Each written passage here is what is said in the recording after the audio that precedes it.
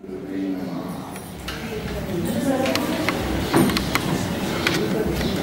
you so much for inviting me to the Holy Dham Vrindavan.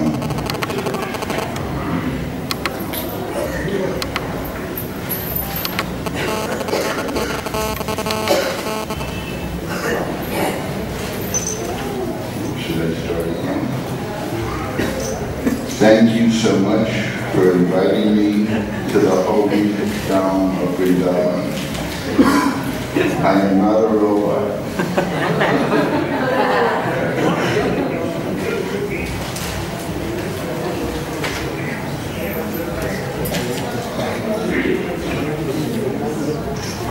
And all the people out in transcendental radio land, I'm also glad you're listening. Actually, I did the same thing in Mayapur. I was staying in Vamsi Bhavan, which was right behind the Pandam. So the first night I went, second night I went, Prabhupada's disappearance. But the third night I could hear everything perfectly from the porch. So I didn't go, I listened like on the radio, human radio. Radhanath Maharaj said, where were you, Gurudas? And I said, I heard every word. I was on the porch, but I didn't have to put a dhoti on. I didn't have to sit and look pious on the stage. I could just listen to the human radio. And I said, I heard every word. You even talked about mosquitoes. So I shall tell a mosquito story, even though it's not in the chronological order. In Calcutta, Albert Road Temple was right across from a pukur, a bathing cat. So sometimes there were mosquitoes. So I go in to see Srila Prabhupada, not for any purpose, just to be with him, or maybe there was a purpose, but I just like to be with Prabhupada, and he never said I shouldn't come. So I go in, and I bow down, and Prabhupada's sitting on the floor. He's not on the Vyasasana, on his asana. He's on the floor. He says, I have fooled them. I said, who have you fooled, Srila Prabhupada? The mosquitoes. They rise. So I'm sitting on the floor. I was like a little child before Prabhupada. And like I said last night, I asked sometimes outrageous questions like, can we wear Lord Nishina masks on Harinam? So this time I asked, Srila Prabhupada, are there mosquitoes in Krishna Loka? He said, yes, but they don't bite, they sing.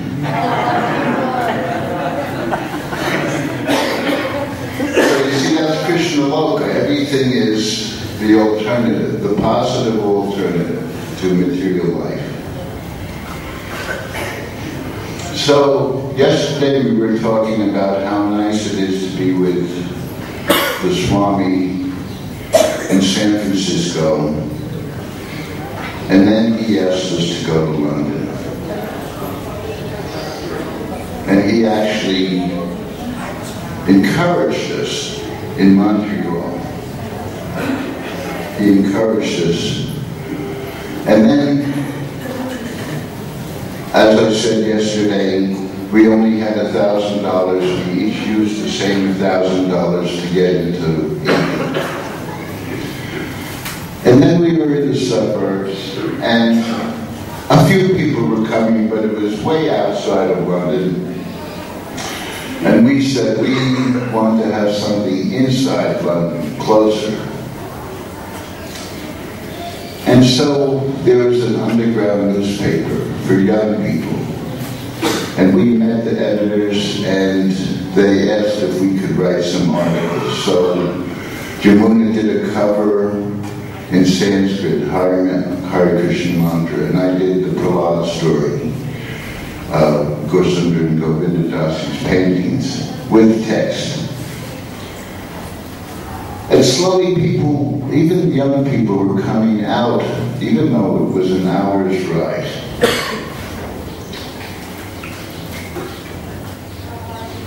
The person we were renting from didn't want to continue giving us the place for free, so we had to split up for a while. 2 of us lived in Clapham. Jamuna and I lived in a place called Brixton. I don't know if anybody's here from England, but Brixton is a Caribbean, Jamaican, African area that plays music all night.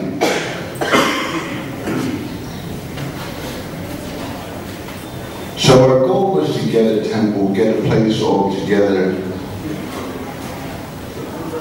And a person, I made a friend in the newspaper, Graham Keane, and he told me, he was a photographer, he told me that there's a very wealthy man, young man, who might give you the warehouse where they keep the magazines, the newspapers. So we went there in his big penthouse, and he said, yes, I will give you 2 floors of this warehouse. And as I said yesterday, on the top floor was the England branch of the black Muslims. And so here we were, black Muslims, Hare Krishna, in one building. And so 1 floor we made as a temple room, and 1 floor we made as a sleeping quarters with partitions. So Jamuna and I, Janaki and Mukunda, Samish and Malati. Malati slept downstairs in a box with Saraswati. I was saying that yesterday, and no hot water. But, you know, I think every devotee has done some austerities for Krishna. I know most of the early people had to do the same thing as we did. Find a place, live simply, by hook or crook in Krishna's grace, get some money, and slowly you plant seeds. And so all of us have given a lot for Krishna, and all of us have seen how Krishna flowers in our heart and then flowers in the world. So we're used to tapas here, but you don't want to have unneeded tapasya. And I'll tell you the story. I was sitting in a temple, and Prabhupada walked by, morning walk. I always wanted to be on the morning walks with Prabhupada because he would talk about nature. He would look at the ocean and say there are more demigods and waves in the ocean. So I'm running after him, and there's barnacles on the ground. And he looks and says, where are your shoes? Where are your shoes? When I'm with you, Prabhupada, I don't feel any pain. So he said, teasingly, then why don't you cut your throat? He said, there's enough tapasya in the world that you don't have to put any more on yourself. So go wear your shoes.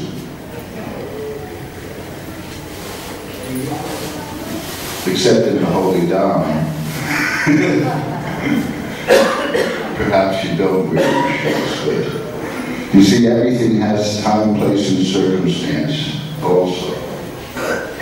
It may be valid one place, and then the next place it's, you put on the chador, the next place you take off your chador. It's hot, cold.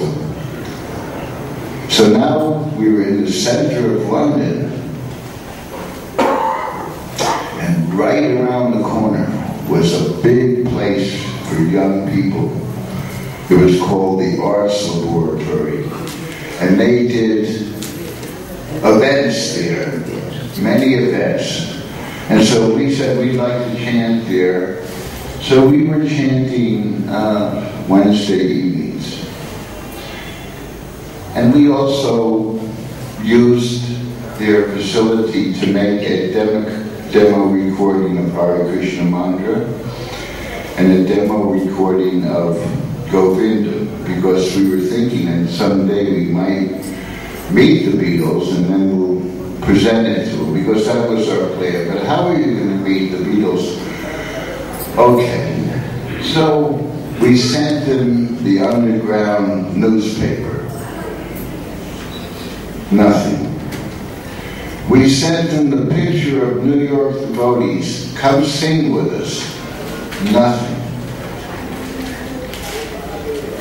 We sent them the Sanskrit cover. Nothing. We found out this man, Peter Asher, was their artist and repertoire man. He was throwing all our things in the rubbish bin. People didn't want us to have access.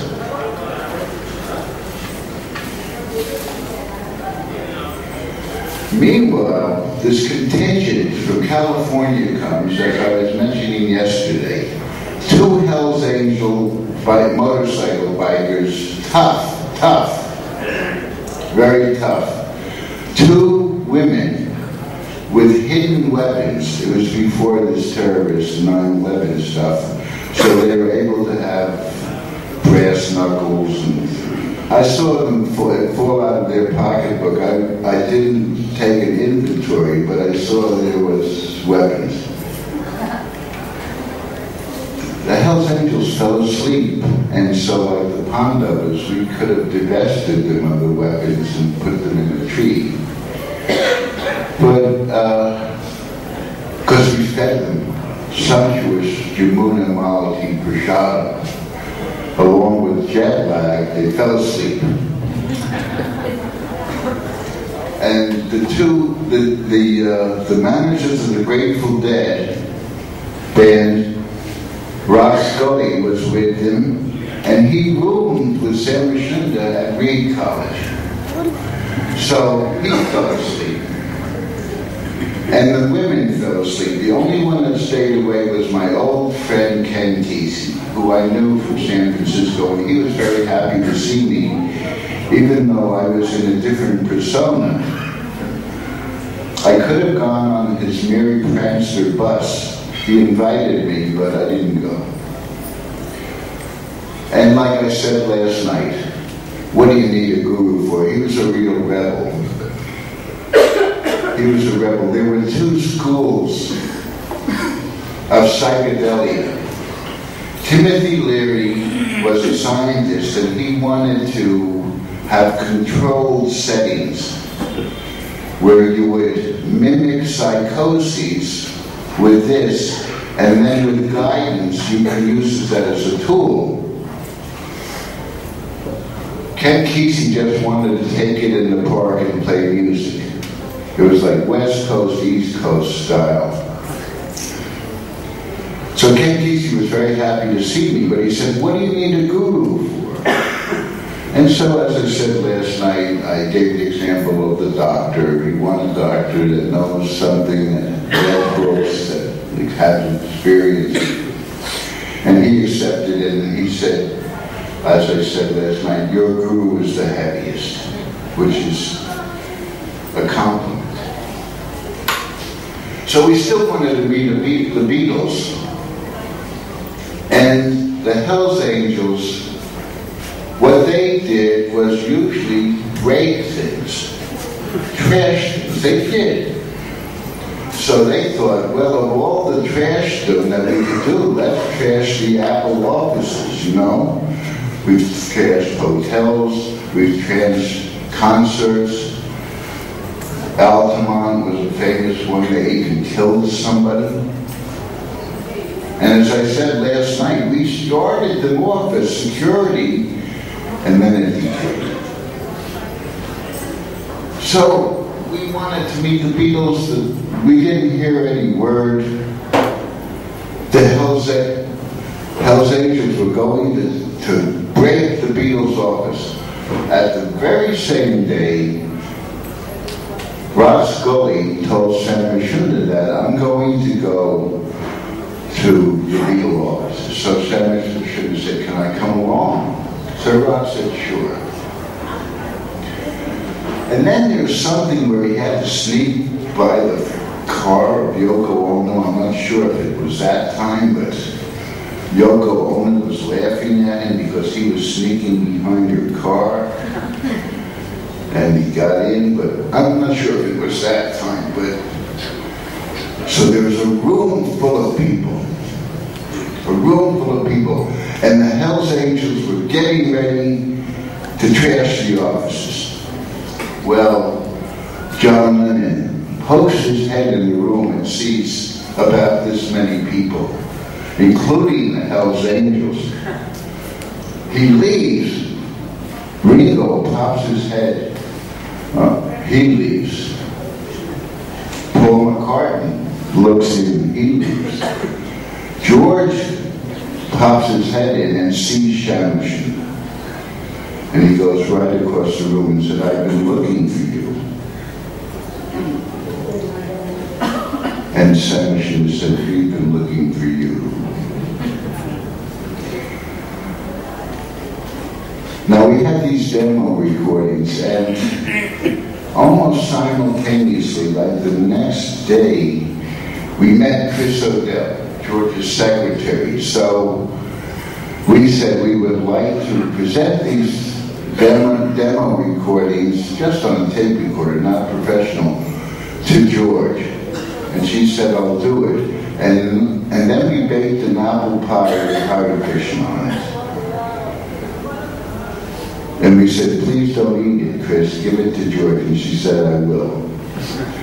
Because we found an apple that walks on one of our All Souls Church. And we put the Hare Krishna mantra on it and sent it. But he threw it in the rubbish bin. But now, George wanted to hear these demo tapes.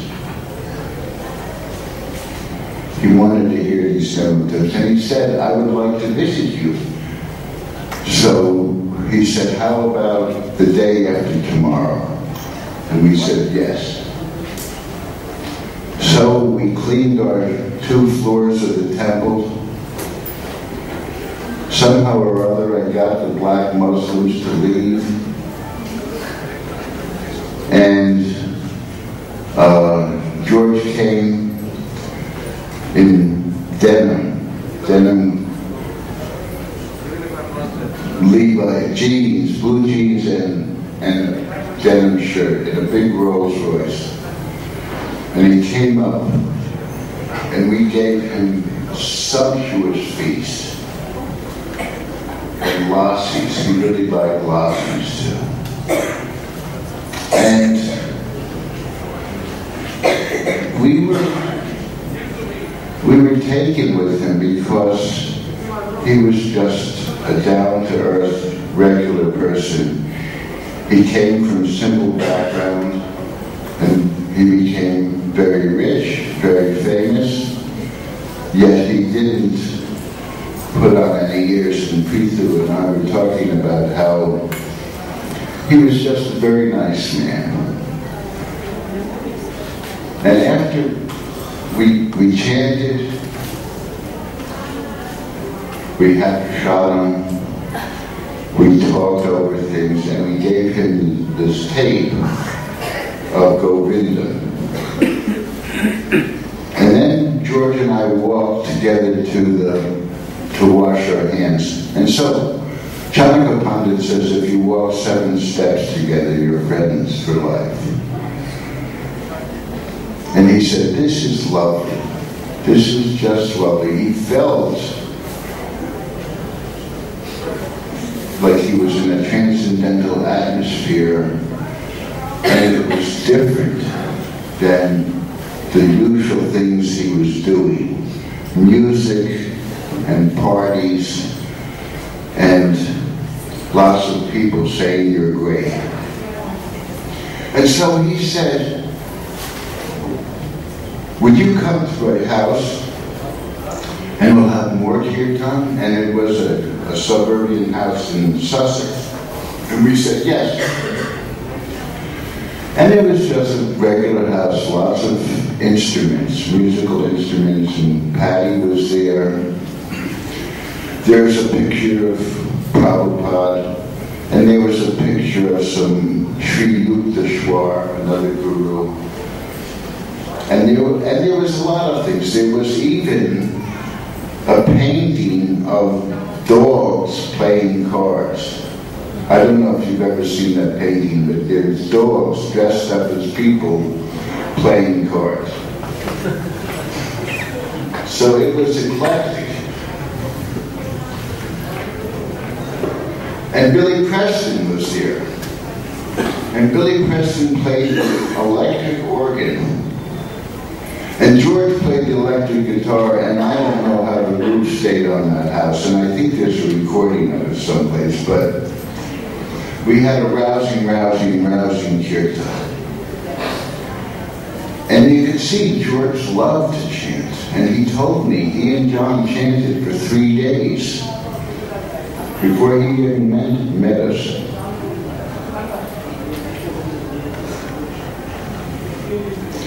And he said, I will make arrangements for you to record, and I will produce it. So not only did we meet one of the Beatles, but we also were going to get help recording.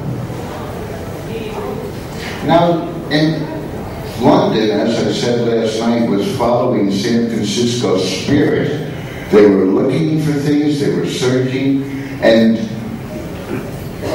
all communities, the Londoners were interested, they were coming.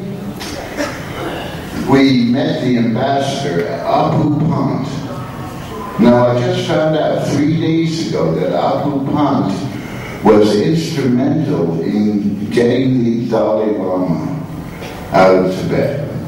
He was the ambassador to Tibet, to Lhasa at the time, but now he was in London, and we were friends. And so the Indian community was coming, the English community was coming, and the young people were coming. Now, there were 3 new brahmacharis, Tirthapada, Digvijaya, and Kulashikar. And then another one, Jimmy Duty. He never got initiated, but he did a lot of service. And Jimmy Duty's brother, he was about 14. He was just coming along like a puppy dog. He didn't know what he was doing there. And you know, Jimmy would say, well, go ask Gurudas, but he couldn't get the Sanskrit names. So go ask Sammy Shu. So he would say, Sammy Shu, I want to know this. And he'd say, Goo, I want to. So there were some budding young people, and more people coming because we were chanting at the Arts Laboratory.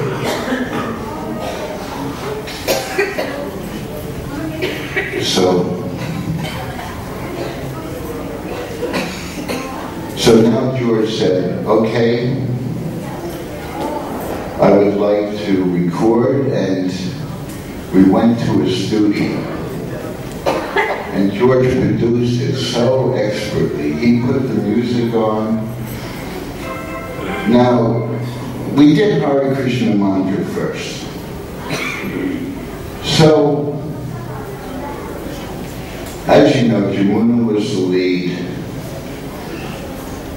And so there was only 4 people essentially in the chorus. So what George did is he went to everybody in the Apple offices and taught them the Maha Mantra. The secretaries, the people who clean the floors, the accountant, Derek Taylor, everybody, he rounded up, and they became our first chorus for the Hare Krishna Mantra.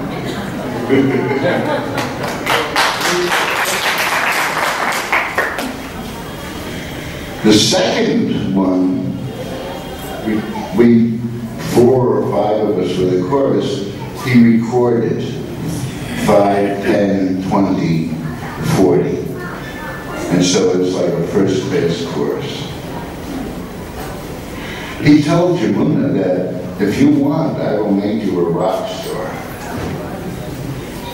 You have such a wonderful voice, I'll make you a rock star. Jamuna wasn't interested. She was already in a band one time in San Francisco. She was delving deep into spiritual life. And people tell us that when they saw Jamuna and I, we were always talking about Prabhupada. How we can please Prabhupada, how we can do this. So she wasn't interested in becoming a rock star. She was also made GBC one time. She told me, I'm not interested in being GBC, I just want to cook and do deity worship, things like that. I don't like politics.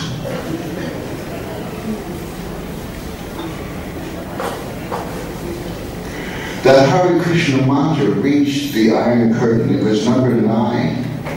It's unheard of. It's unheard of for a new single of unknown artists with Sanskrit names.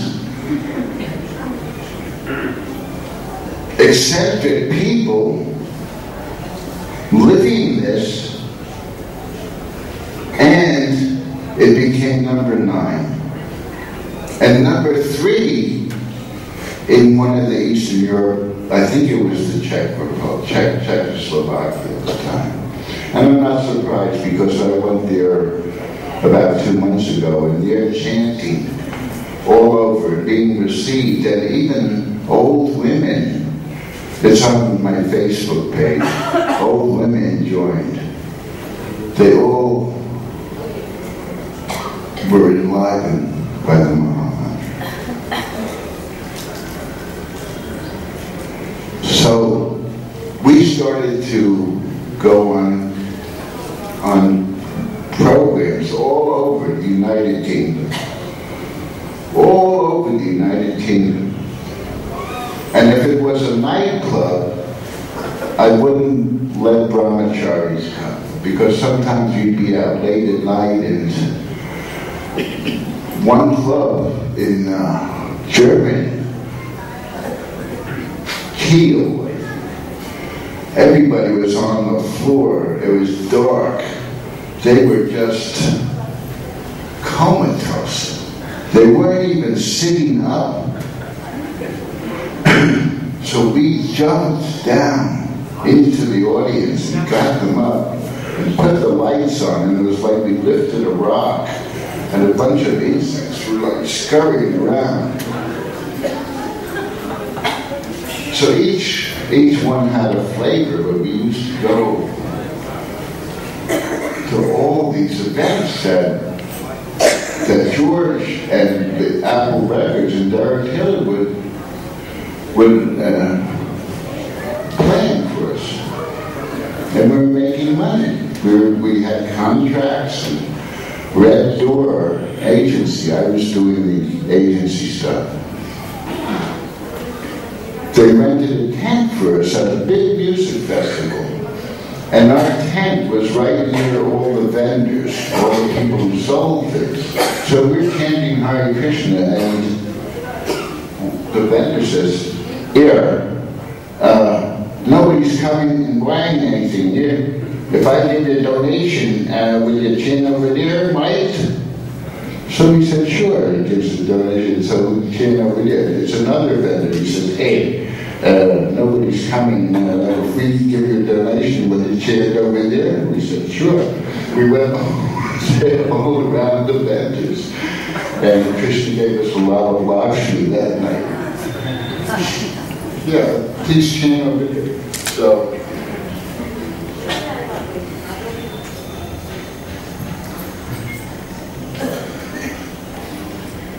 and again, George just wanted to help. And we said, we're going to give to George. Just like Prabhupada did it later on in India here. Mr. Birla is very rich, but we want to just give to him. So we told the devotees, first of all, don't treat George like a demigod. He's just a person, and he's enough people who are yes man toadies. Yes, you're great. Yes, you're great. Yes, you're great. Just treat him. And in fact, basically, Samashunda, Mukunda, and myself, Yamuna, dealt with George.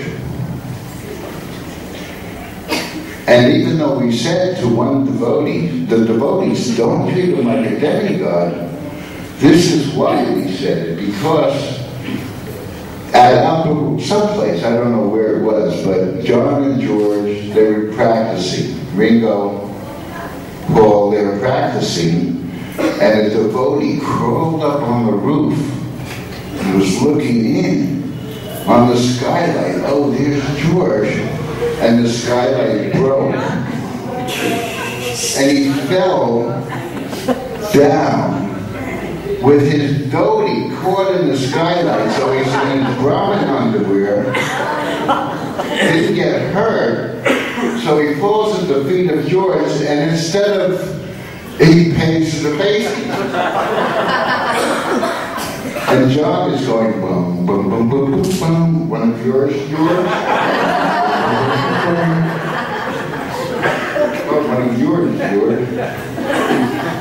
Another time, one of the devotees paid their obeisances in a puddle. It's George. Even Sir Walter Raleigh put his cloak over the puddle. So. And we went to the Reeperbahn.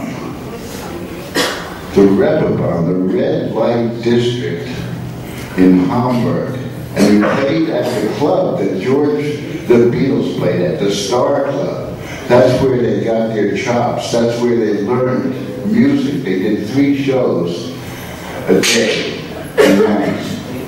And they were practicing all their material. But it was right in the middle of the red light district. And when we were riding there, you know, we had to close our eyes. And we're there. And not that. The man Gunther didn't pay us. So Mukunda and I go to chase him and find his address. And we go up the stairs and we knock on the door, and the door opens halfway, and there's a half-naked woman there. And we see Gunther with a shotgun in the crack of the door. I didn't know whether the shotgun or the woman was worse. So we scampered down the stairs and we let the agents handle it. We finally did get the money.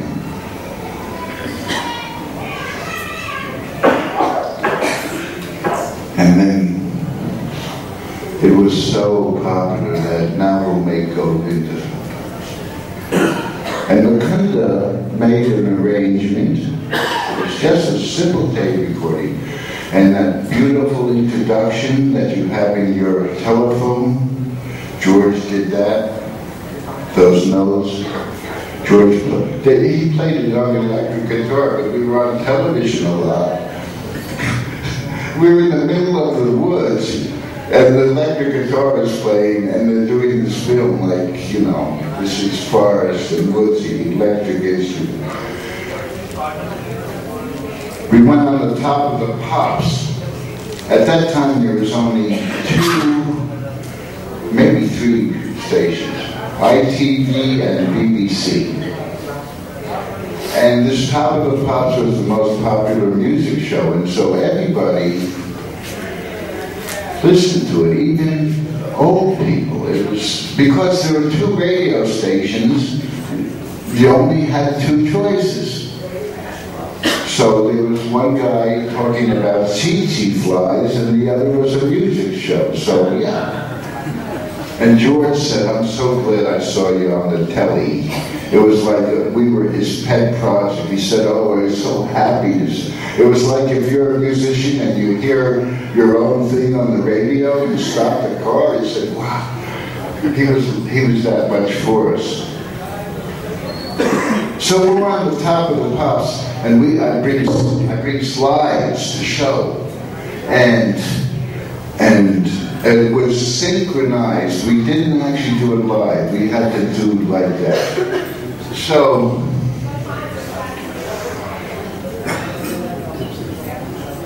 the director, he wanted to. At that time there was this craze called go-go, where women would be in these cages. Yeah, if this isn't chauvinistic anything, women were put in cages, and they would gyrate. So we're getting ready. They take the dry ice out. I said, "No dry ice. We already did that dry ice thing with Prabhupada in Amsterdam. We don't have to look mystical. No dry ice." They do it to make it look mystical. In Amsterdam, we were in the television studio. Prabhupada says, it was all on the ground. He said, "There will be in the future some people who will never see the sun." He told us that. They'll be underground. So we're getting ready, and they're getting in their cages, and they're warming up, and I said, I said, "No. They can't do that. We're a spiritual group." And I was president of the temple. So he said, "Well, what are you going to do?" And I said, "Well, we're not going to do it." And I said to everybody, "Let's go." It was a live show. It wasn't taped. What is he going to do with 4 minutes of empty time? He's pulling his hair out. I said, "Why not teach them the Swami step, the trance dance?" I said, "Let's go and find some cloth." So we found cloth and we made saris for them. We cut it up. The girls showed them. The dancers loved it because they didn't have to gyrate all the time. They could just, like sheets of wheat in the wind. And it became so popular all over. And then, of course, when Prabhupada heard it, he cried and said we should play this in every temple, every morning. And some phoned. Meanwhile, we're still trying to get a temple. We're still trying to get a temple, but we're getting very popular. And as I said last night, we found this morgue in East London. It was full of ghosts. So there was this friend of Allen Ginsberg. He was a member of Parliament. And it's very hard to get to see him. He was in the House of Commons. But somehow or other we heard that he was in the hospital with an eye, getting an eye exam. So we all went to the hospital. And we go over, well, not all of us. Jamuna, Savage, and myself, maybe. And Whoever. but not 5-6 feet. Jamuna goes over. Mr. Dreeper, we've been wanting to meet you all this time. We're so happy to meet you. Here's some books and some things you can listen to with your eyes. And this man starts shaking. He's shaking. The needles went, and starts to become flat. The nurses are running in. They're reviving this guy. He's turning colors. Across the room we hear a very clipped English voice say, Mr. Dreeper. He was in the other side. They're reviving this guy. So we go. Jamuna says, Mr. Dreeper, you've been wanting to meet you, so glad you're so tasty. You do the same thing. He became a very good friend. He wrote letters on our behalf, and because it's a preaching tool, I'll recount the story that I did yesterday, and I hope you people in Transcendental Radio Land will relish this again. So we had this temple. Shambhashunda was building it. He's such a visionary that he bought a whole shipload of redwood, hoping we would find a temple that he could build. So he and Tirthapada were building it, and we all lived on John Lennon's estate. George arranged it, because now there's 25, 30 devotees. So we're all living on John Lennon's estate, and Shambhashunda is building the temple. Well, Prabhupada came and lived there too. And one morning, we were walking on the wet grass, and I saw a worm going right for Prabhupada's feet, lotus feet. So I said, this is a life. This is a living entity. I should say something to Prabhupada. Yet, who am I? I'm not the controller, and not only that, the worm might be liberated like someone falling under the juggernaut wheels of the car. But then I said, but it's a living entity. And I was about to say something to Prabhupada, and then the worm went there, and the foot went there. And then I saw the worm go on, and Prabhupada go on. And I looked down, and our feet were in the wet grass. I didn't see any footprints of Prabhupada. And then one morning, he said, I came in, he said, Gurudas, I've been thinking of you. Therefore you shall live long. And then there was a butterfly in the room, and he jumped, and Prabhupada went like this, and the butterfly jumped on his finger. And Prabhupada didn't change his expression. The butterfly flew off. I wanted to photograph it, but the camera was loud, and I thought this would spoil this moment. But it would have been a pretty good photograph in my collection of photographs. But you can imagine it. Somebody can paint it. And then the butterfly flew off, and Prabhupada didn't change his expression. Like, oh, look how great that is. But a few minutes later, he said, open the window so that butterfly can get something to eat.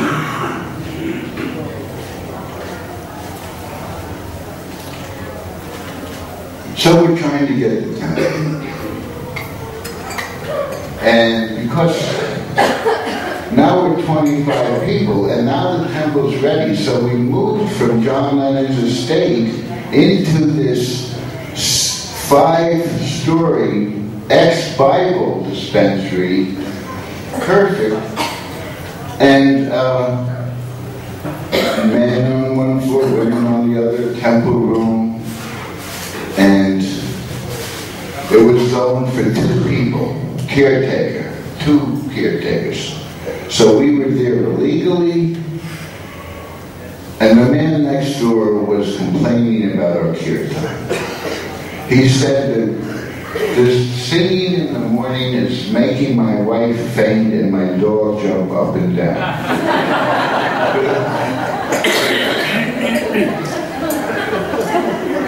So we get all the ministers. We had the Prime Minister's solicitor. He had the fencing champion.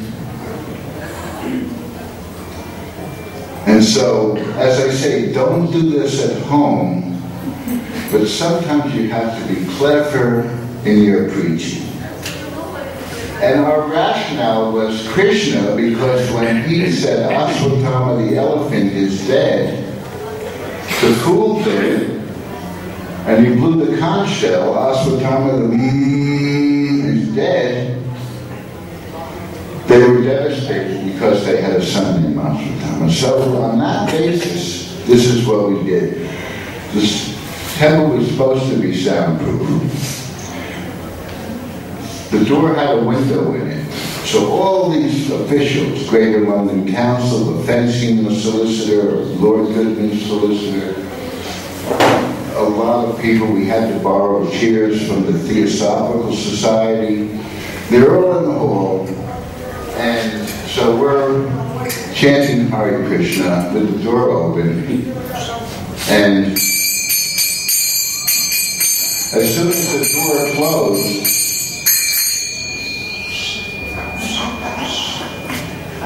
and the Madonna was going boom, boom, boom, boom, the door closed. And we're going Hare Krishna, the door closed.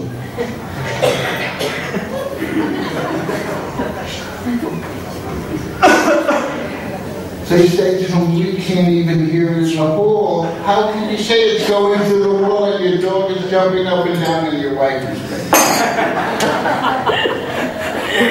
He says it's a bloody trick, and he goes to leave, and the doorknob comes out of his hand, and then the solicitor, fencing guy, lunges, beam extend lunge.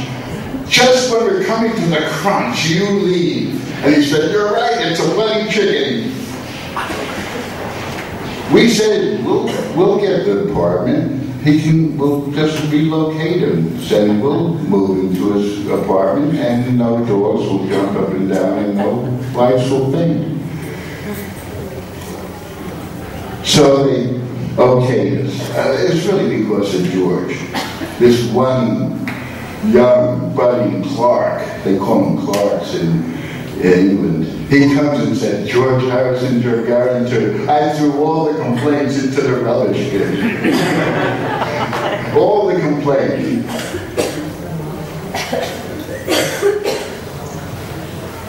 So now we had this temple. Oh yeah, I forgot to say, when Mr. French clawed open the door, 25 sleeping bags came out.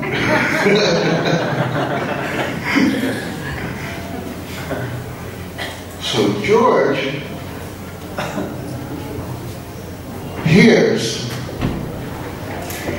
that we're trying to start a temple in Paris. Samushunda and I were talking, and we said, well, let's go help. And this is the Krishna consciousness. One time, we were in the Kumbh Mela, and one of the godbrothers was having trouble in Germany.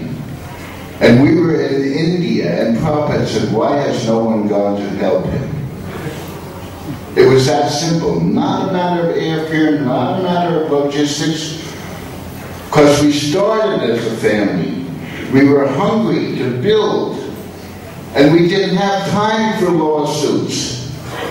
We were in Krishna Prem. We had no time to argue. We had to build for Prabhupada. So he said, why has...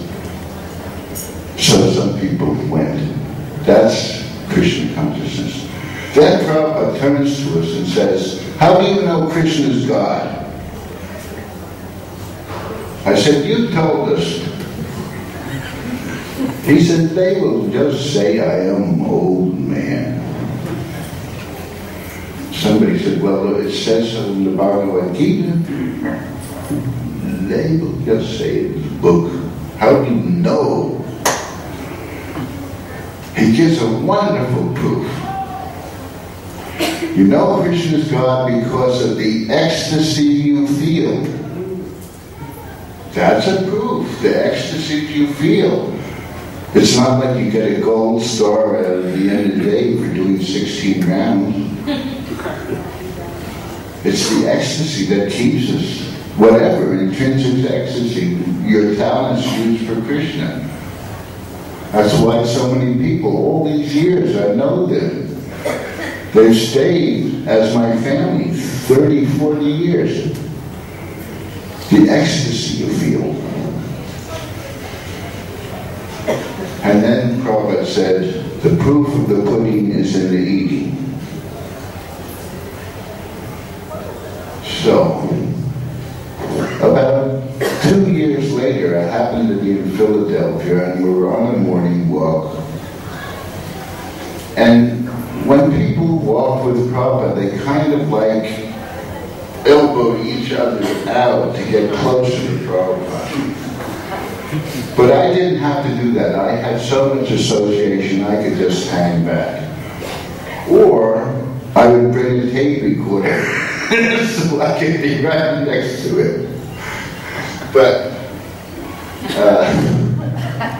I'm hanging back there. He stops. Everybody bumps into one another like Keystone Cops. Boom, boom, boom, Prabhupada. So careful not to hit Prabhupada. How do you know Krishna's God? Ooh. Well, somebody said, because you told us Prabhupada. He said, they will just say I am an old man. Nobody knew. I pipe up. I said, you know Krishna's God because of the ecstasy you feel. The proof of the pudding's in the eating. And Prabhupada says, no, it's because the Bhagavad Gita says so.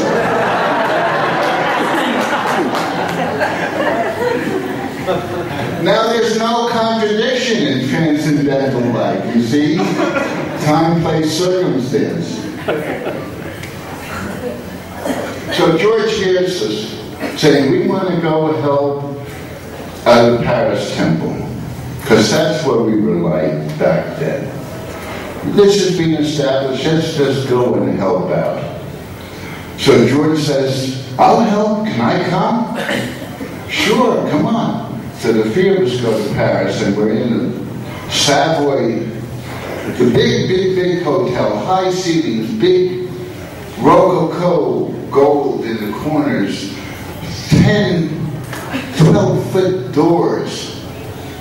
George and Samasunder at the table with literature, press release, and my job was to keep 2 or 3 reporters only at a time. So, please come, 2 of you, and they come, then 3, and I'm regulating. But they see the doors open and they see a beetle, and like a Mongolian horde, the reporters smashed the door, and I couldn't keep them back. So George is used to this, being rushed, and he sees them throwing table linens and things down the chute. So George jumps down the chute. Senator jumps down the chute. I'm left alone. The reporters don't know what to do. Well, of course, I jump down the chute. There they are, going off in a car. And at the corner, they're surrounded. There's boom, boom, boom, young girls banging on the car. Oh, we forgot Gurudas. Hey, come back. Get in. We go on that corner. Surrounded. Pounding the car. So I knew what it felt like to be a beetle for an evening. But actually, frankly, your kindness supersedes that. I had a birthday last week, and 4,500 people celebrated with me. So much love. And that's, you feel that in Krishna consciousness. All the religions, it boils down to love. there's really, you see it all the time in Krishna consciousness. You do. I hope you do. I do.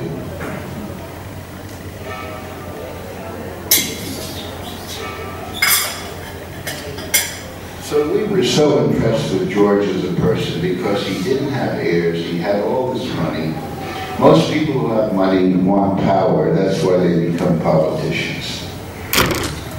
George was just simple, just wanting to learn.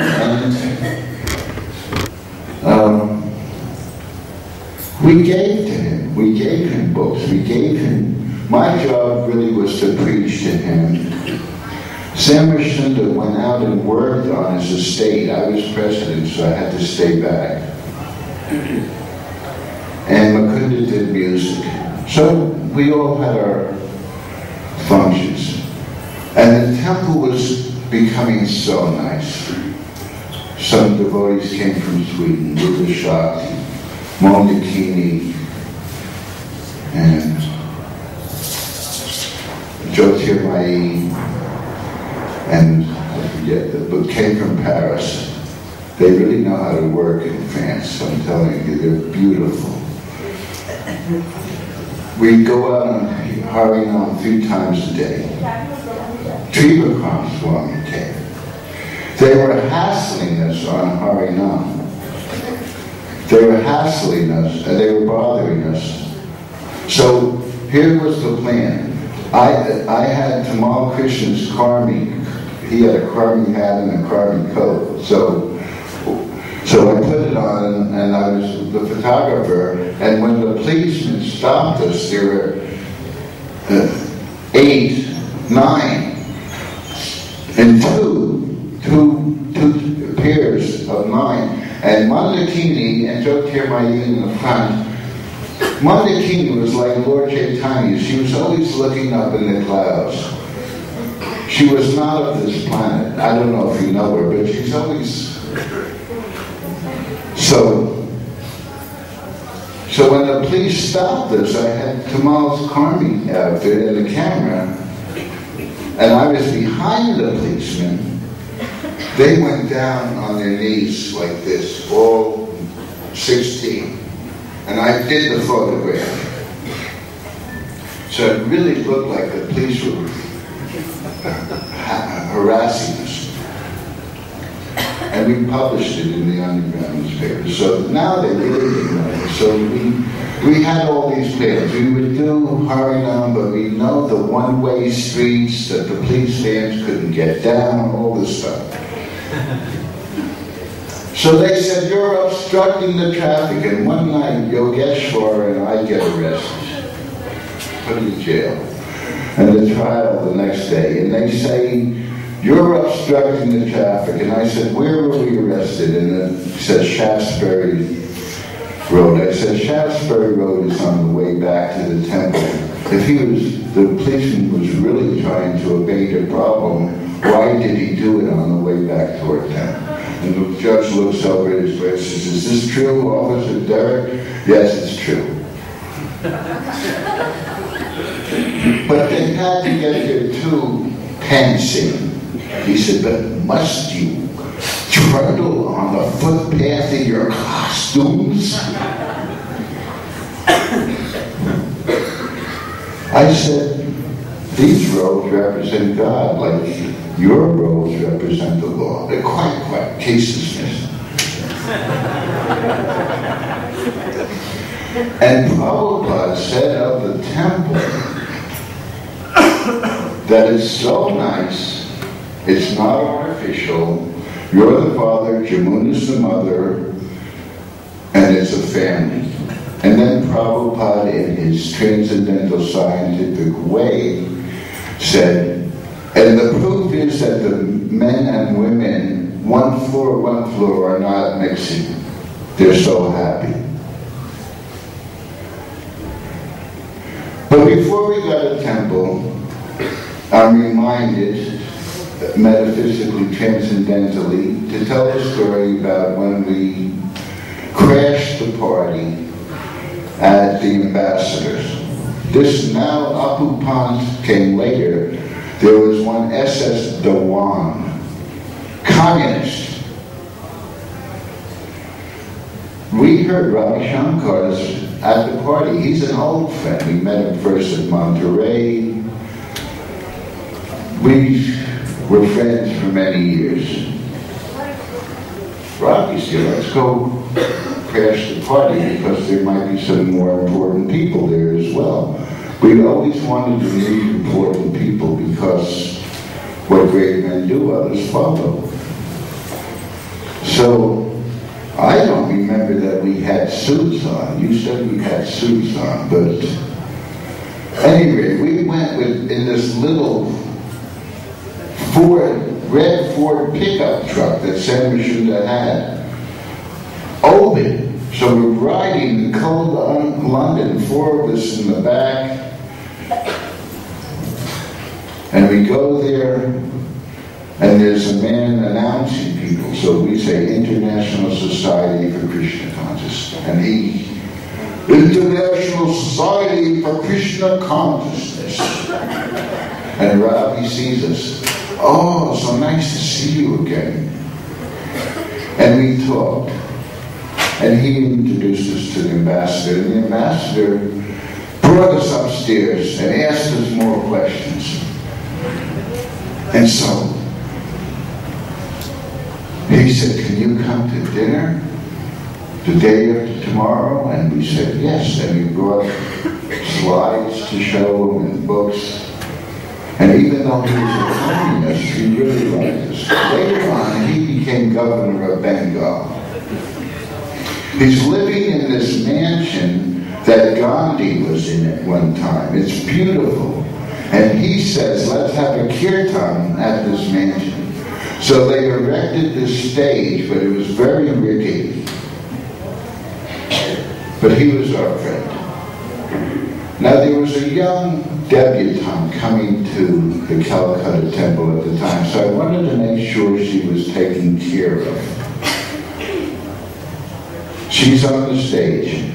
There was a minister of finance for Bengal, Mukherjee, that was a Gaudiya Vaishnav that we've been trying to meet, but we couldn't. And he's in the audience. So we do a rousing kirtan. I look over, where's the debutante? She had fallen under the stage. We call the ambulance. Cabinet Minister Mukherjee jumps up in ecstasy and has a heart attack. So that was a 2-ambulance kirtan.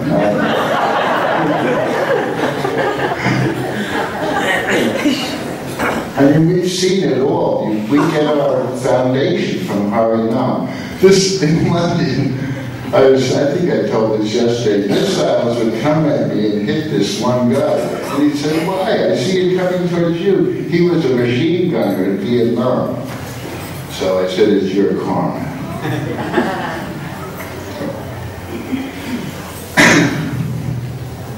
So the temple was so nice.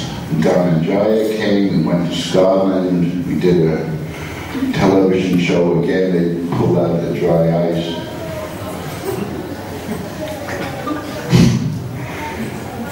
And I was told, I forgot, but I used to go right in the Brahmacharya quarters and read the Krishna book at night. It was like that. It's not gender specific.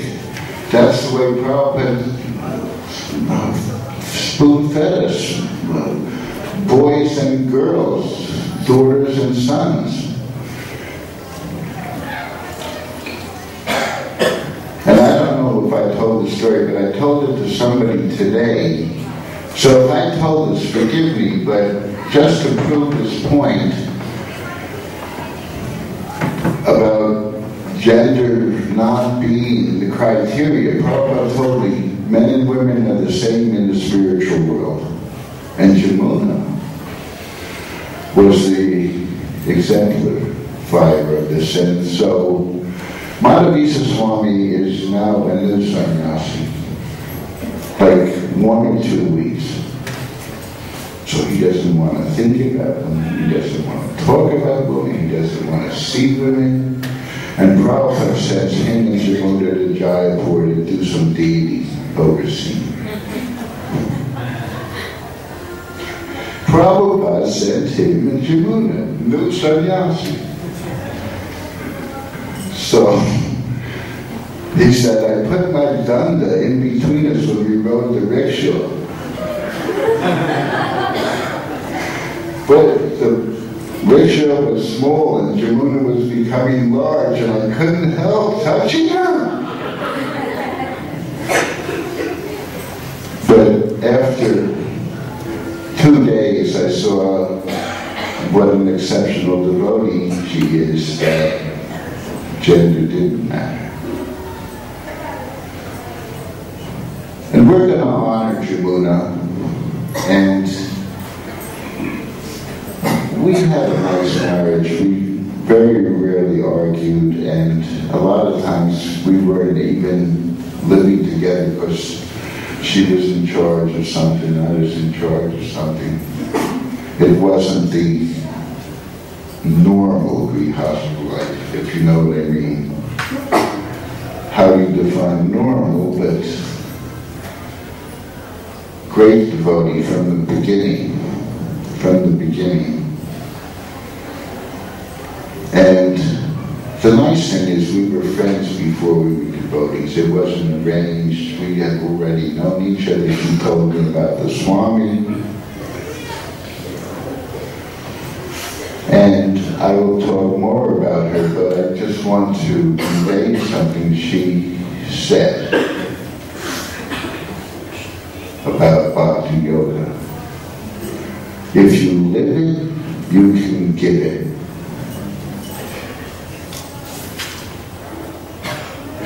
If you live it, you can give it. It's like a Gandhi thing. Your life is your message. It's like that.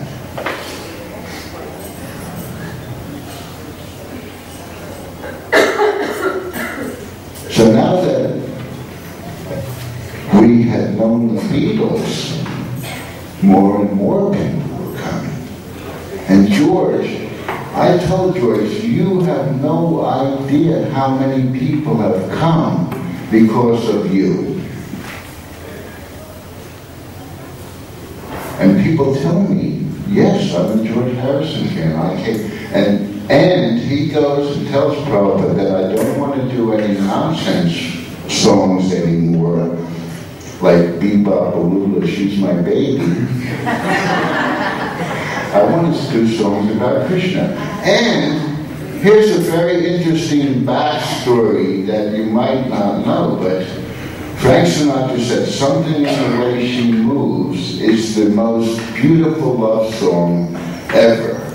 Something in the way she moves attracts me like no other lover. George told me it was really a song to Krishna. But if I said something in the way he moves, they would think I was a poof.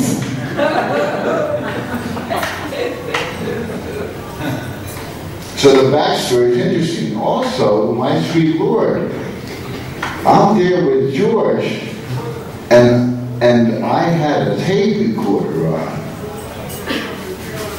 I just put it on. And he's telling me, did you ever hear the song, She's So Fine? I said, yeah, the Chiffons. Because I used to go to rock and roll shows at the Brooklyn Paramount. So he said, they're saying I'm copying it, but it's really honorific, and there's not, and he plays me My Sweet Lord, and it really wasn't so much like it, but there was some plagiarism case going on. And then he's saying hallelujah, and I said, of course you're going to sing Hare Krishna, right? And oh yeah. So I don't know if he probably would. So I have this tape, and also Billy Preston helped because he wanted to know some gospel riffs. And so Billy Preston filled that in. So I was friends with this secretary at Apple, and I was so naive, devotee, you know. We don't have, or, well, I can't say we don't. I don't have sometimes good business sense. Later on in Juhu, this Mr. Nair was teasing about the property. So Prabhupada says, Gurudas, go to Mr. Nair and ask him to give us the land, because you get along with everyone. But wait, you don't have any business sense. Tomorrow, you go to Mr. Nair, you have business. No, but you don't get along with anyone. Because I have to, and he did. And I was at the signing. It was like Victorian age. Everybody had powdered wigs. The pen had plumes. And Mr. Nair's wife was crying, apologizing for her husband. And he said, dear my Guru, you're my daughter. And then we got the land. So I'm showing the secretary. Oops. Thank you, Gene. I'm showing the secretary this tape because she's my friend. I'm so naive. And George is saying, she's so fine, lang. And she grabs, without even listening to the rest, she grabs the tape recorder. Okay, Hare Krishna, Hare Krishna. I'm just chanting, okay. She went someplace. She comes back 5 minutes later. She said, here's your tape recorder, but we misplaced the tape someplace. They either destroyed it or put it in the vault or they confiscated it. But Hare Krishna, I chanted, okay. He lost the case anyway. It was honorific. How much is new anyway from the creation? It's just kind of molding it a little bit this way and then recycling goes back 30 years. So it was really a frivolous case. But this is the backstory. And George started, I don't know if you've ever heard, isn't it a pity? How many people have heard that? It's compassion. And give me hope, give me love, the light, all the words of them. They compiled 19 devotional songs for me in Czech Republic, and there's more. I discovered new ones. And even before, he was saying, the more you go, the less you know, the more you... He was philosophical from the beginning, that's the point. And because we piqued his imagination, we found that this is the trick for preaching. Listen, get an idea of who you're with, and then turn it into Krishna consciousness. Find the common ground. And everybody was wanting George to be spiritual, including his wife. But he took Krishna consciousness over all of them. And that's the idea. Do something new, ever fresh. And we gave to him. His songs are beautiful. And to prove it, John was a little bit of a bully. And he only would allow a few songs on the recordings. When they broke up, George came out with a double album. Double album already in place of wonderful songs. I don't know if you saw Living in the Material World, a Martin Scorsese film about George Harrison, and the whole second part is our relationship. But one of the funniest part of the films to me is this guy, Phil Spector. This guy, Phil Spector, is in jail now. But he's a real pushy New York type. And he's interviewed, and he's talking about George and his great music. What I just said, he came out and he said, each song is better than the other. And then he said, and George, I couldn't help liking the Krishnas with their white face and their bells. I couldn't help liking them. I'd just laugh because, you know, normally he would just dismiss us because of George's enthusiasm. I couldn't help liking the Krishnas.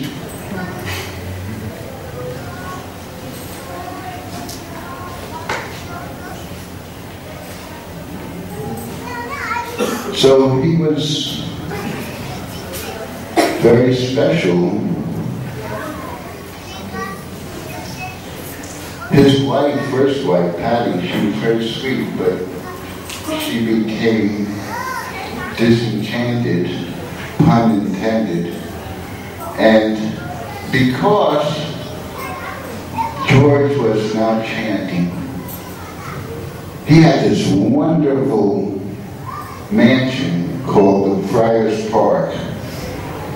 First it was an inventor, Crisp's mansion, and he put Japanese gardens in it, a replica of Mount Matterhorn, underground caves.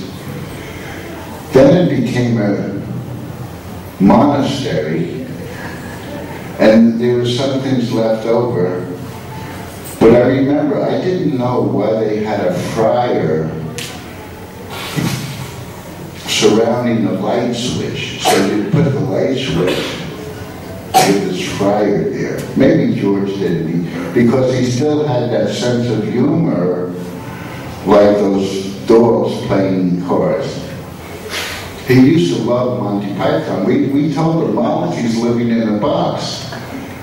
So he says, Monty Python, I was so poor I was living on the floor. Oh, you had a floor? I was so poor I was living in a box. Oh, you had a box? So he was very good, a dry, witty, non-vindictive sense of humor. And he liked me, you know. He shows us around this mansion and he says, this is a tennis court, and I played tennis with John McEnroe. So I said, who won? Because John McEnroe's a champion. So. And this, George did his own gardening. I mean, he had help, but like Prince Charles, he said, one of the joys of the day is to patrol my garden.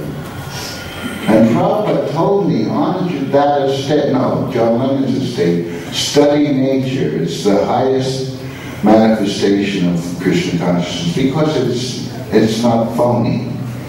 It could be brutal, it could be nourishing. Prabhupada was always showing on morning walks. In San Francisco, we stop under a tree, there's some bird droppings. Prabhupada says, especially looking at Upendra, who was very shy, what's the meaning of this? Upendra starts to turn red, embarrassed. He gains his composure and says, well, the positioning of the bird droppings is like tea leaves in the cup. Prabhupada said, no. It means, you know, we would throw, I remember Vishnu Janan said, I see this big glow around the food, and Prabhupada said, just eat. Prabhupada was New Age, but in a different way. He was very open-minded. So what was I talking about? Oh yeah, thank you. So he said, he counts them. There's 14. He said, this bard, he pronounced bard, Bengali, this bard has lived in the tree for 2 weeks. Scientific. We went to this lawyers' conference in Amritsar, and he pronounced the liars. Oh yes, I have to address these liars. I said, that's Prabhupada. They are liars. Why does a shark not bite a lawyer? Professional courtesy. Right. What is professional courtesy? Professional courtesy.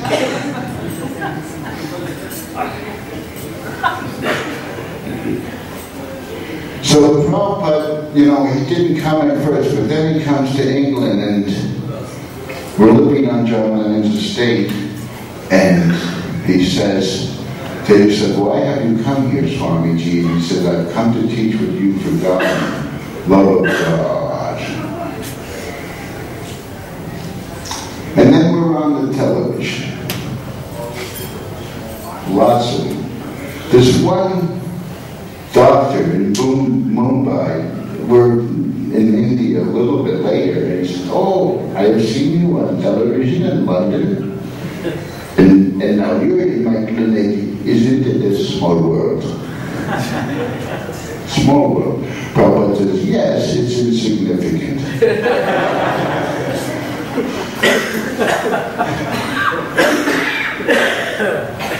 You see, the transcendental plane and the mundane plane is different.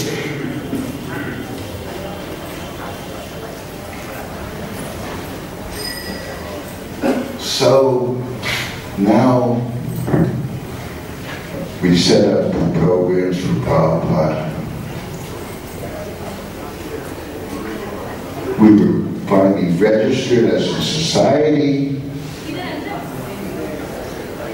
We had people in our corner from the Indian community.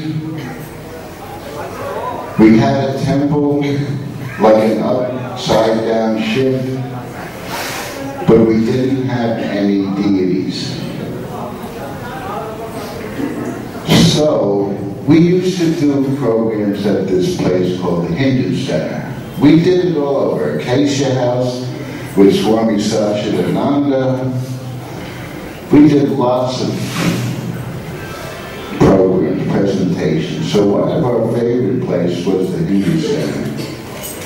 So this Mr. Goyal actually told us that he had some deities and that there was a figure broken and that he was considering giving to us, but really what he wanted was some money. Same thing with the Maharaj at Bharatpur. I'm going to talk about him. Somebody said, "Be sure you talk about the Maharaj at Bharatpur." But I'll give you a precursor. He sent us a golden jewel, silver gold, on a jeep. He's a life member. We're cultivating, and we're trying to get his palace. I'll talk about it later. But he sends the jewel back on his jeep. No, send it to us as a gift for only 60,000 rupees. So in Greece and other countries, it's an insult to not accept a gift. I would have accepted it. I learned from India, you don't say no, but you do know. It's like yes, yes, no. India absorbed thousands of invaders by kindness. They disarmed their invaders by offering a straw mat and a glass of water. And by kindness, the enemies have left, or maybe because of dysentery.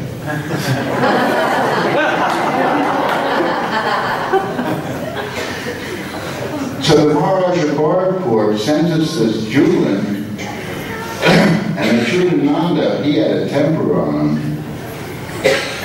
He sends it back, and the Maharaj gets angry. I'll tell you about it tomorrow. He could really get angry. He gets angry, and he tried to tear up his life membership card, but it was laminated in plastic.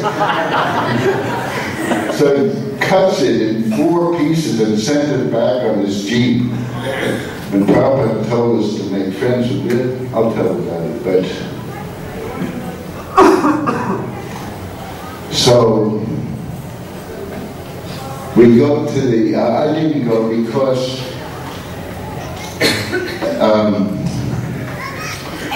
Prabhupada said, stay back and get the temple ready. Clean the temple. And Tamal and Dhananjaya strong people went in our Krishna van, and Mr. Goyal was beating around the bush, kind of wanting some bhakti, wanting some money. Maybe, and Prabhupada says, Tamal, see how heavy they are. And Tamal picks it up, and he says, no, take it to the van. And Mr. Goyal sitting there, Krishna, London Ishwara, gone. Prabhupada runs, gets everybody to go. Mr. Gross, not knowing what to do. It's too fast, it's too strange. The Swamiji's transcendental. They go in the van, drive. Prabhupada speeds. 2 weeks, two blocks later, he stops the van. He bows down. He's crying. And London Ishwara,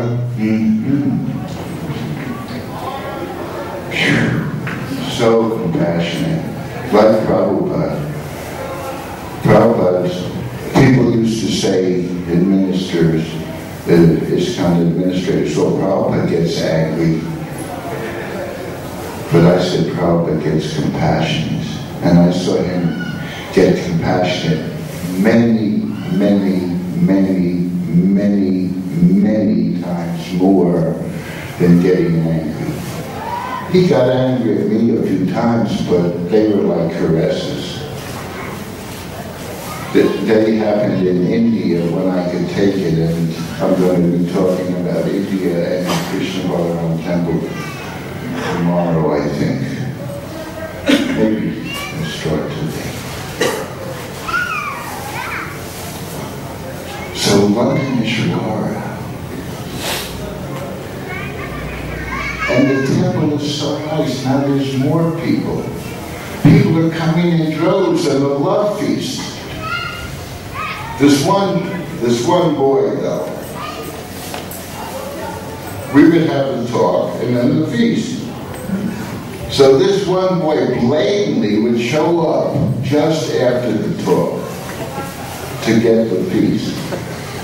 He was blatant about it. So I'm temple president. So just like at the top of the pops, I said, come on, let's go. Everybody starts packing up their instruments. They didn't care. We were doing it for fame. So I kind of had a teasing relationship with this boy. So I said, this week, we're going to have a feast first and then the lecture. So he comes in, and everybody's washing their hands. And he said, oh, that was really Paka Prashanam. And he's going, and they're sitting down, and he couldn't leave, and he had to listen to the lecture, which I made palatable. And I stopped and I said, by the way, I saw blatantly that you were coming every week just for the feast. I wanted you to get a little bit of our transcendental philosophy feast. But I did save you a big plate of prasadam for after the talk. So then he felt a little bit better. And Samashunda, sometimes he would build things really heavy. In actuality, the first Rath Yatra car was too heavy and higher than the wires that were leading to Marble Arch. So we had to carry Lord Jagannath, Subhadra, Balarama on a palanquin to Trafalgar Square, leaving this super heavy car. And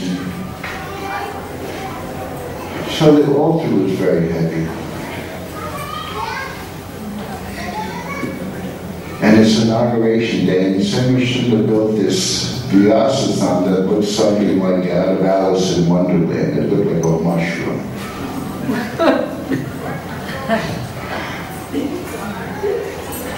So, and as the fire's billowing in there, and the temple's too small for the crowd, it's inauguration day, and Prabhupada and I are behind the curtain, getting the altar ready. Jamuna's bringing stuff. The altar starts to collapse. Prabhupada's holding it up, his eyes blazing. Strong, like when he held up baby Saraswati, saying, they will say, what kind of sannyasi am I? And he held her up with one hand. He's strong. And he'd like to get a massage, no love pats, strong, boom, boom. And we're holding it in, and I'm holding it up and saying, "God, try to come in." We had to get people. Send machine to come. So while the inauguration's going, we're fixing the altar. And the inauguration of this was not fraught with smoothness either, at some points. And Prabhupada's room, he shellacked the table. We were hoping it would dry so his elbows wouldn't stick on it. He came in and it just dried. But, we got to get it ready for Prabhupada. And somebody was saying something about Palika and Vishaka and Jamuna and Madri and Prabhupada said, if you had 1/10 of their devotion, you'd be great devotees. The same person tattled on a person to become temple president. He said the temple president isn't changing his rounds. Tattling. Prabhupada hated it. I saw. I'll tell you another tattling story.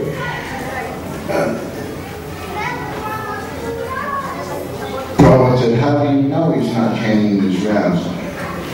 Well, the temple president told me. Then he should be temple president because he's honest. Another person, I sold books to the hippies from Hawaii who later became devotees.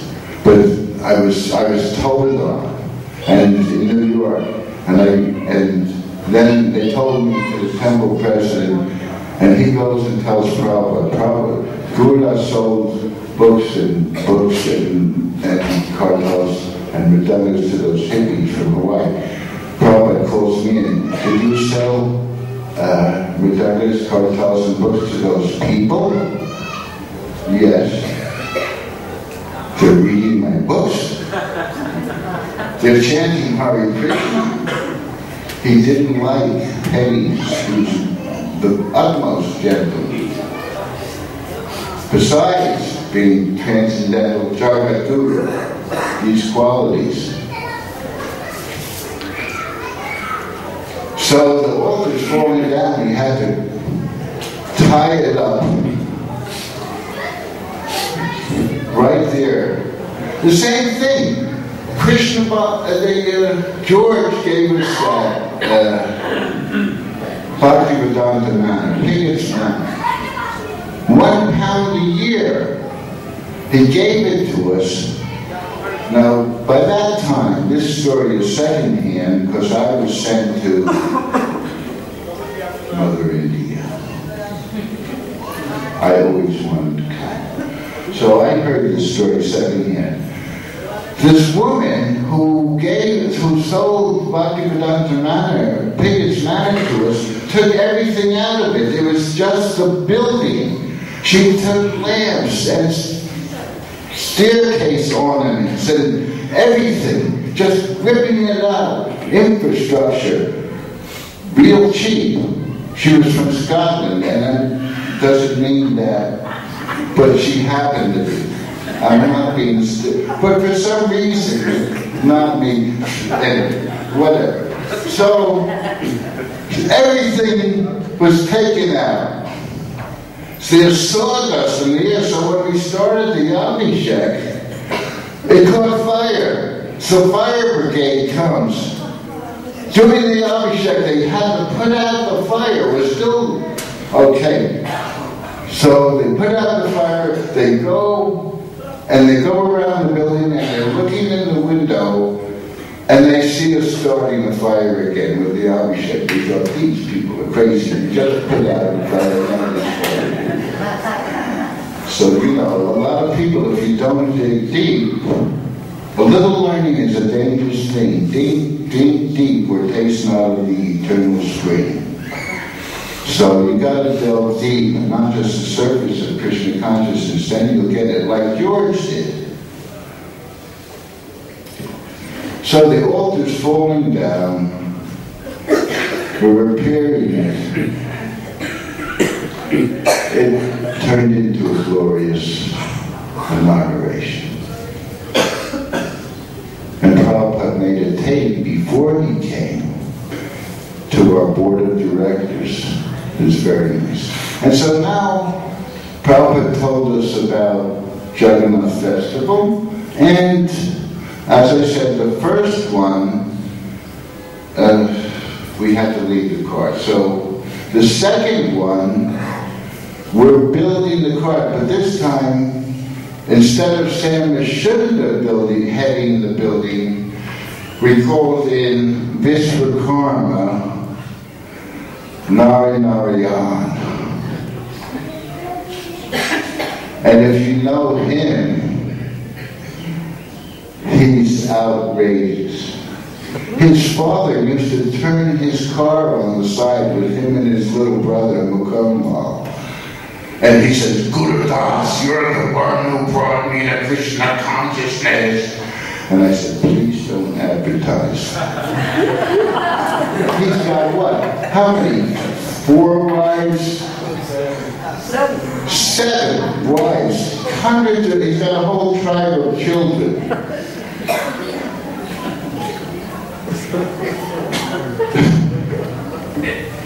The regular assistant, to just show you, the regular assistant who massaged Prabhupada likes strong people. I massaged him. He said, anybody can run oils, go out and preach. He treated himself like a piece of fur. Anybody can go oil. So no one was there. So they said, Narayan, you're strong. Please get ready to massage Prabhupada. So Shudi knows, I don't know, but he might be the only one, but you can tell. He says, these coarse hands cannot touch the beloved transcendental golden super corpulent form of the spirits only as the Jaguru is going on like this. We're pushing him in the shower. Just get ready. We hear him in the shower. We'll do the rest. I can't do it. I'm not qualified. In the water. Prabhupada's waiting. The mustard oil there. Sometimes Prabhupada would say something like, move that mustard oil, and if the person didn't, sure enough, it popped over. So the mustard oil's ready. Prabhupada's washed. He's ready. He's waiting. Still waiting. Finally, Narayan says, I'm ready, Srila Prabhupada! I'm ready! Okay. So he's put in charge of the octopus. So now the officials are coming and they're trying to stop it. And they all thought we were Mukunda, Mr. Grant, because he looked like Mr. Grant, because Mukunda did a lot of the legal stuff. So in Narayan's words, he says, this official comes up to me and says, Mr. Grant, we can't let this car go. And you look like a Pekingese dog with a nose made for punching. That's it. He looked like a Pekingese dog with a nose made for punching. He's a character. And you see Prabhupada attracted all these, like Krishna. He had a special relationship with these outrageous characters.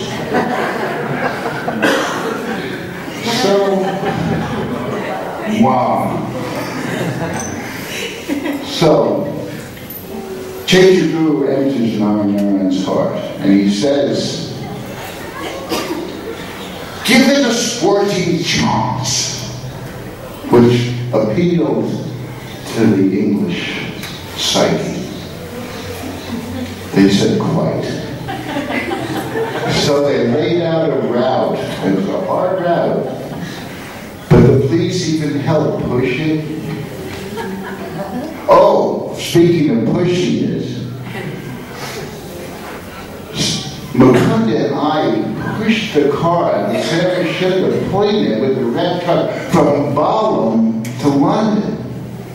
And last time I was in London, I was invited to Balham in the car, and I'm thinking, it was like 40 minutes away from the center of London. I'm thinking, did we do this?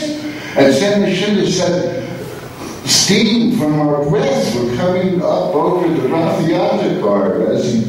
So these are the kind of things you do for Prabhupada. You just do it, you know. How did you do it? Well, you want to see Prabhupada smile. That's why. You want to please him.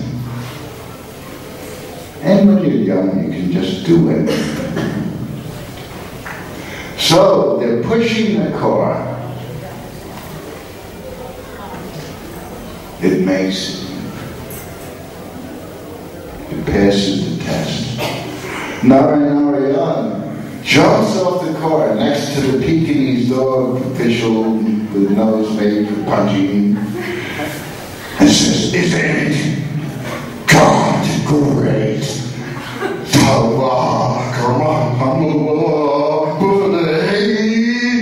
And the official see it and he's going.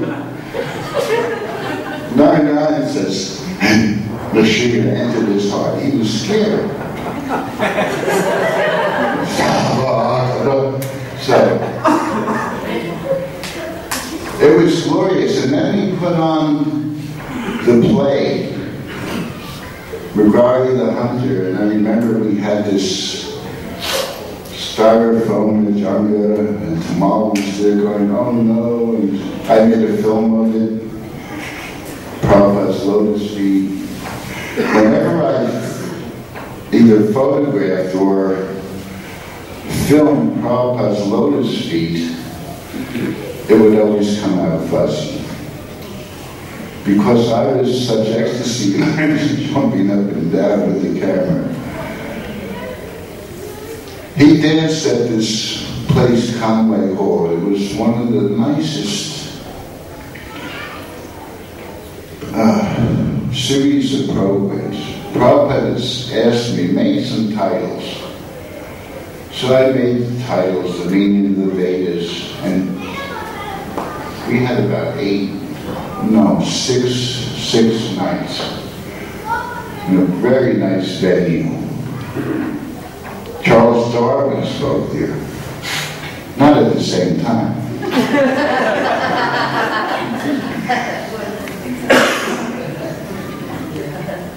Prabhupada loved it, a different topic, and Saraswati would go into the audience and she would get people to dance,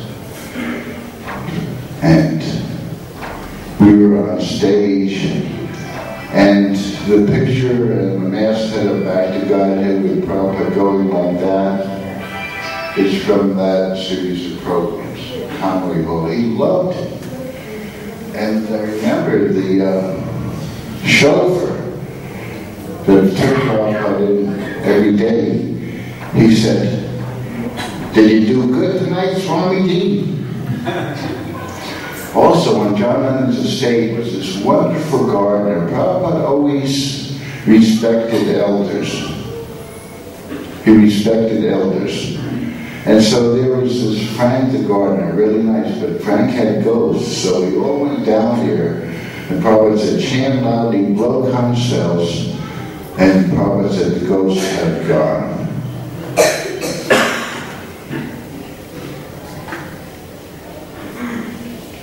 And so Frank was a good friend of Prabhupada.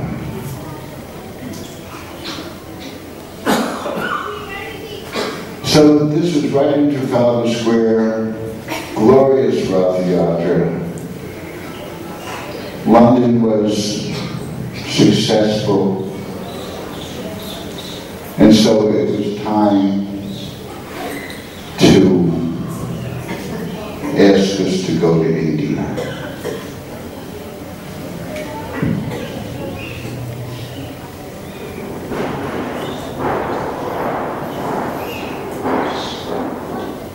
I'd always wanted to go to India, especially right here.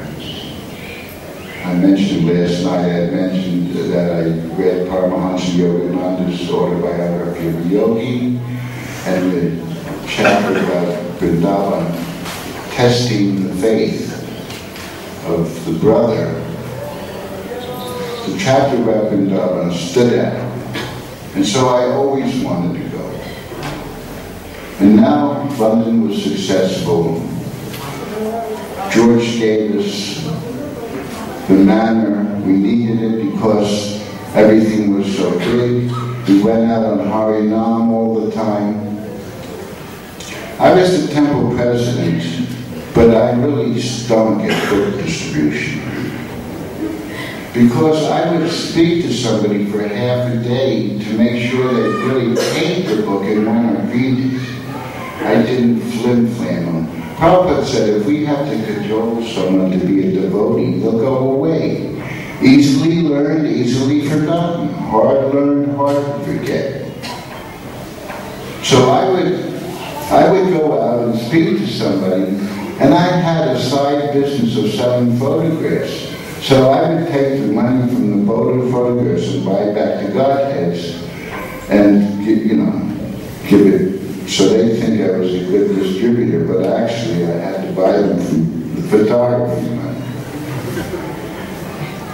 So London was successful.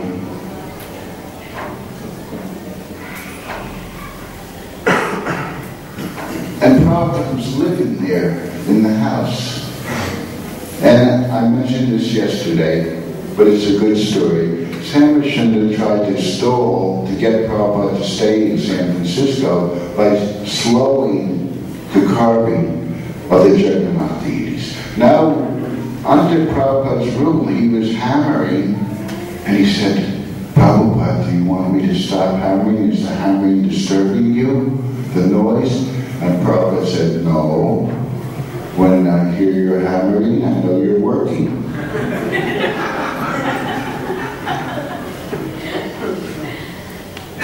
You never know what he was going to say, just like it's a small world. He was just not of this planet. And yet he was so practical and so approachable. And like I say, he pleased each and every one of us. Each and every one of us. So, it was time to pass the baton. So, we were going to come to India. Dhananjaya was going to be president. As I said, Bhaktivedanta Manor is now there. Buried Place was a family. More and more devotees were coming. Many, many, many. We needed a bigger place. Just like here, we needed a bigger place. And Prabhupada had talked to me periodically about going to India. And even back when we were searching, we always wanted to go to India. We thought things that came from India were spiritual. And well, it's true, some of it, but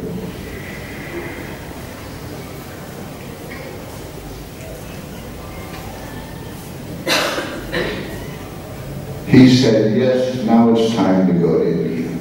But also, before I left, I used to do research in the India Office Library and the British Museum Library And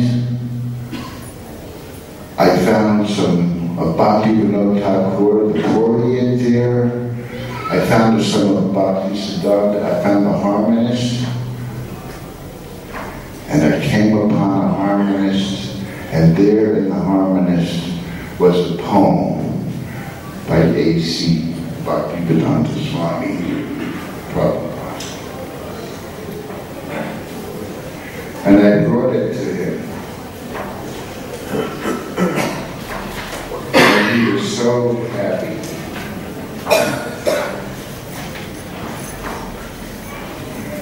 He was so happy that I had found this in the British Museum.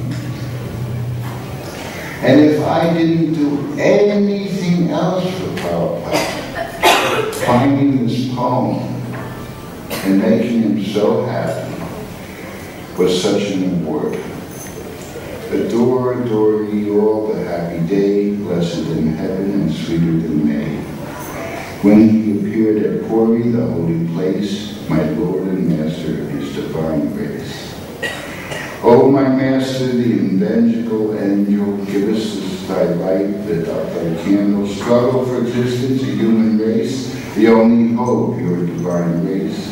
Misled we are, all going astray, save us, Lord, our fervent pray. Wonder thy ways to turn our face, adore thy feet, your divine grace.